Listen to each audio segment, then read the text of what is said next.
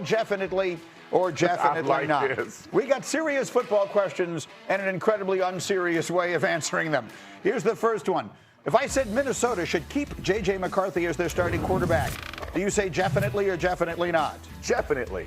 Listen, he didn't play a ton last year. They're going to bring in somebody to back him up in case he has a poor performance. But they got rid of everybody who would have helped them. They're all on different rosters. So I think you stick with your draft pick. You prove that you believe in him until he can't do the job, and then you would replace him. But you can't go back and forth, bring somebody in who's going to be a starter over a guy who struggled like last year. The whole place will turn on him. So I think he has to go into the season as your starter. Bart, you look very skeptical. I mean, they had two opportunities to make sure that they had a Super Bowl run. They could have kept Daniel Jones as well. They wanted to make sure that this kid was comfortable, and he didn't live up to expectations, right? He ruined the whole year of Justin Jefferson's career. But now you're looking up, he got the general manager fired who showed a vote of confidence. You got to put somebody in here that he has to compete with and has a legitimate chance to carry this Super Bowl roster.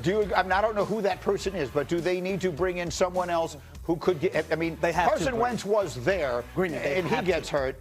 They have to. Have to. I did 2 of their football games this year, and Justin Jefferson would be wide open on the sidelines, and the ball would be 5 yards out of bounds. Yeah. And I don't know how you can miss the best receiver in the game in Justin Jefferson, but, for some reason, I don't think J.J. McCarthy fits the offensive system in Minnesota and what they want to do based on what he did in college. It's a terrible combination then, because the offensive system has worked for everyone and they drafted him specifically. Okay, let's go to the next one. Y'all are just getting rid of folks Let's go already. to Arizona. Keeping it real. This is. If I say the Cardinals should keep Kyler Murray as their starter, definitely or definitely not? I'm going to say definitely again here. And listen, this is a business decision, y'all. We're talking about $100+ million. Of cap, of money, like dead money. Dead money. This is not a decision that can be made lightly. And I understand people don't love Kyler Murray and all these kind of things. You have a new head coach coming in. If he can build back that relationship with Kyler Murray, what can he do out in Arizona? That's a large sum of money that hurts everybody else on the team. If you want to put a winner in there, it's going to be a massive undertaking. Kyler Murray has such a unique skill set. Yeah. Right? I mean, there are very few quarterbacks you've ever seen that you would say, oh, he reminds me of Kyler Murray. In your opinion, it's a tough question to ask. He's still a young player. Yeah. Who's been through a lot of regimes, too. Exactly. Like, do you think that there will come a time when we will say Kyler Murray has become the next Baker Mayfield, Sam Darnold? Like, is he a guy who's going to rehabilitate his career and be leading a team deep into a playoff? So normally, Greeny, as a black man, I don't live by the hope theory. But I hope it can happen for Kyler Murray. Am I confident in doing it? I don't live Not really. As a fellow black man on Black History Month, we live by the wish creed. And I wish they would let Kyler Murray get free. I think because to Doogie's point, this is their third regime. Right? And does this coach want to build this regime around him, or do you allow him to get his own quarterback? I think a change of scenery would be great for Kyler Murray. I think he takes a lot of slack. I think he's matured from the whole study thing. Or it's the white man to call out. Go ahead, you say. My favorite part of this conversation is I'm at least halfway comfortable as we're in here, but I look at Joe and Greeny. How uncomfortable are they? They're both like this. Let's move to the next topic. Can we move to the next topic? He's on the Homer Simpson right now. When is the next gambling section, Greeny? Oh, it's so good. What's the next question here? Okay, last one. Here we go. Cleveland should keep Shedeur Sanders as their starting quarterback. Definitely or definitely not? I'm going to say this is a definitely not, and not because I don't know that because I don't know that Shedeur is not their starting quarterback. I do think when a new coach is coming in and you don't have a number one guy, whether it's Gabriel, whether it's Sanders, they're going to bring somebody in. Monken has made a clear point. He wants everybody competing for a job. So Shedeur might earn the starting spot. I just don't think you walk in with a known starter, again, that you got no commitment to. It's crazy because Deshaun Watson is not 30 yet. And it's crazy. It seems like he's been around forever. He's under contract. He's guaranteed. I don't know if you can move him. Somebody's going to take that salary. We know his ceiling is higher, or I believe his ceiling is higher than Shedeur Sanders. But you have to let them compete for it. I don't know where they get other answers. I don't know if you go out and bring a third guy in. You got to let these guys battle it out and hope that you can get free of Deshaun Watson's contract a year after that. They have 2 first-round draft picks. Maybe they take a flyer on somebody later, Ty Simpson or or Kalis at the other side, or just hold on to next year and go Talking take a about big swing. getting free of that contract for 5 years. Every year, it's the same thing That's as the what happens when Cowboys. you 100% guarantee it. Only Cleveland crazy. going Cleveland again. But I say you allow these guys to battle it out for the starting job. And with your 2 first-round draft picks, you draft players to continuously build around your team. And if you're not good again, you're going to be in the top 5 drafting. And the quarterback class for 2027 is way better than 2026. But the only problem with that is everyone always says that. Like, next year's class is always going to be better than this year's class. And then we get to next year's class, and people say, actually, this one didn't turn out as good as we thought it was going to. But wait until you see the guys next year. Yeah. I mean, I'm old enough to remember when this was the year everyone was Well, waiting. you do a draft show, so you know this better than anybody. Well, I'm just saying, I don't know how good the being- quarterbacks next year are going to be or not. I'm But gonna I'm say serious. this. I'm going to say this. Yeah. I don't think that Shedeur Sanders has ever had an actual opportunity to show you what he is Agreed. capable of Agreed. as an NFL quarterback, and I don't have any reason to think that Todd Monken is inclined to want that to happen either. For whatever reason, look, obviously the league knows more about football than I do, but going into the draft process, I'm still shocked at the way he fell, and I'm still shocked at the way no one has ever said, you know what, let's give this guy an actual honest chance. Well, I and see think what he can that's do. our point. You Is can you're going do to give that. him a chance. I just don't think you name a starter when you're a brand new coach walking in on 2 guys who basically fought it out this year, being Gabriel and Sanders, and each of them got, 5 or 6 starts? And It's Deshaun to be in the mix this year because he'll Exactly. be back from injury. I think they By DraftKings Sportsbook, I'm looking for 3 bets, and let's start with the total. Seattle's a 4.5-point favorite. What does the smart money say? The spread. It's a relatively new bet. I think it has a chance of catching on. We're going to lay the 4.5 here with the Seahawks. I want to focus on that New England schedule that everyone gets so banged up about. 20 games this season, 14 against teams with a losing record. They scored 30 points per game in those matchups. Look at the 6 against teams with a winning record. Big struggles for Drake May. 8 turnovers, 27 sacks taken. Now you're stepping up in class against the number 1 defense in the NFL. Seattle wins. Seattle wins by double digits. All right, so you like the Seahawks, but then how about May himself? Do we have a prop for him? I'll give you 2. I like him over 37.5 rushing yards, but the focus here, the better play is that May throws an interception. Back again to those 6 games against teams with a winning record. 4 interceptions in those games. Now you're matching up against a Seattle defense that was number 7 in the NFL in interceptions. I like Seattle to play with the lead. What does that mean? New England's trailing, which means New England's throwing the ball late. Seattle's going to be able to pin their ears back on defense. They're going to see the pass coming. If we don't have it by the 4th quarter, we're getting that pick in the 4th quarter. All right, then give me one more.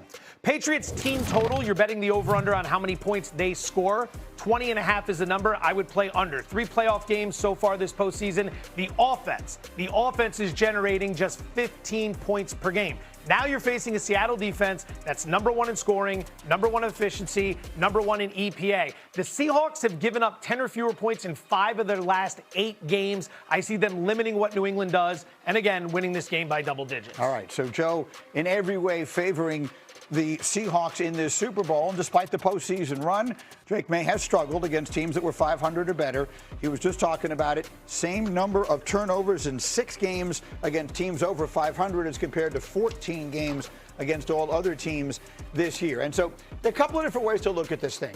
And Jeff, I'm going to start with you on this. Okay. We've talked a lot about what the opposing offenses have struggled against the Patriots. And we have talked about, well, Justin Herbert, and he didn't have any offensive line play, and C.J. Stroud played an unbelievably bad game, and then you had, Stidham and then the weather and all that kind of stuff. Lost underneath that is that the Patriots were an excellent defense all season long, and they will need to be that again on Sunday if they're going to have a chance to win. And they got a guy right in the middle of that defensive line that you think it all starts with. Yeah, Milton Williams, Super Bowl champion Milton Williams, right? And now he's over in New England. And look what he did against all pros last week against Denver. But they've been doing this all season. And you think about he and Christian Barmore and talking about their ability to push the pocket inside. And I want people to understand, this is not just about sacks, y'all. When quarterbacks have to move off their spot and they have to reset their feet, the timing of offensive plays gets taken out. That is where Sam Darnold struggles. When Sam Darnold is in a clean pocket, no pressure, he has a 73 QBR. When he is pressured, 16. That is a massive difference. The internal pressure is where it really matters. All quarterbacks get accustomed to guys coming around the edge. They can step up in the pocket. Milton Williams, Christian Barmore, getting pressure, pushing the pocket. Again, not just sacks, but make him move, make him reset. Now you give your defense the full chance. Look at the run defense as well. 12 games with Milton Williams this year. They gave up about 80 rushing yards per game. In the 5 games without, 140 rushing yards. That's a 60-yard difference. Absolute Insane. beast. Remember, there was that long stretch this season where they hadn't given up a 50-yard rushing game. So the Patriot defense is no joke. All the attention has gone to the Seattle defense all of this. And I think the conventional wisdom, as we open the show by saying, is all about how Drake May has to do something remarkable. How about Sam Darnold? I mean, you've been following him, obviously, since he was on the Jets, and this is the culmination of a long journey. He can forever rewrite his narrative with a big game on Sunday, but it will not be easy against this defense. Well, ultimately, I think the football guys ultimately give both people the adversity and see who deals with it best, right? I think Sam Darnold's going to throw an interception or have a bad play or a turnover. How does he react to it? Does it become like the same old, like, oh, here we go again? Or does Drake May try and do too much, trying to be a star and a hero in the moment, understanding that sometimes the punt is the best play available? So it's about who handles the situational football, who handles, the 2-minute warning, who handles, 4th and 1. And it's about situational football. That's what these games come down to. You're going to have both teams are going to be tight. They're going to be punting the football. Special teams are going to be huge. I think you think about Rashid Shaheed, what a weapon that is. And I want to know if the Patriots are going to decide to kick the ball to him, or do they just say, I'll give you the ball on the 30 because I don't want this guy to flip the field. I think special teams is big in this matchup on both sides, right? When you look at Marcus Jones with the ability to take a punt return back and Rashid Shaheed. So, which one of these special teams unit, because they're called special teams for a reason. The first thing you're supposed to do as a returner is make sure that you get the possession. Secure it. That's the reason why the Los Angeles Rams are sitting at home right now. So, Rashid Shaheed being able to start a playoff game off with a kickoff return for a touchdown, but then that pivotal Thursday night football game versus the Los Angeles Rams that basically gave them a #1 seed, having a punt return and sparking that comeback.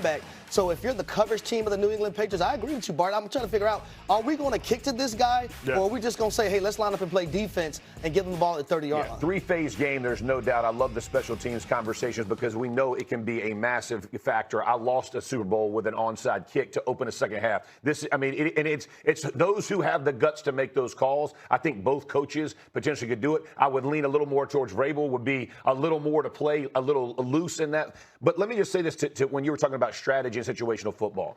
As you're looking at both these teams, first and second down, like people can kind of take it out, right? But it's the matchups, right? Are we going to double JSN? We're going to put Gonzalez on Kupp. We're going to put him on Rashid Shaheed. Like, how do those things, how do they take shape as the game progresses? Because how they do it in the first quarter may not be how they do it in the fourth quarter. But those are the things that we'll be watching. Because, again, everybody talks about, like, these things like they happen every snap. That's just not the case. It literally comes down to 10 to 12 plays. And it's how do those players make exceptional plays in those moments? And that's really you don't know when they're going to come up. You have no idea.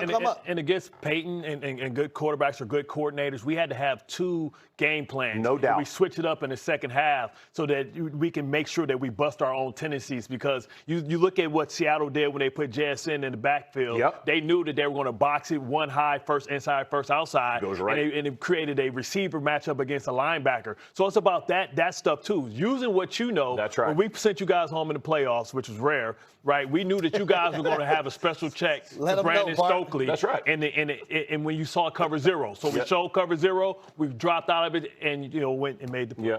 We'll see where all this leads us on Sunday. Stokely, what's wrong, man? We told you last night at the awards.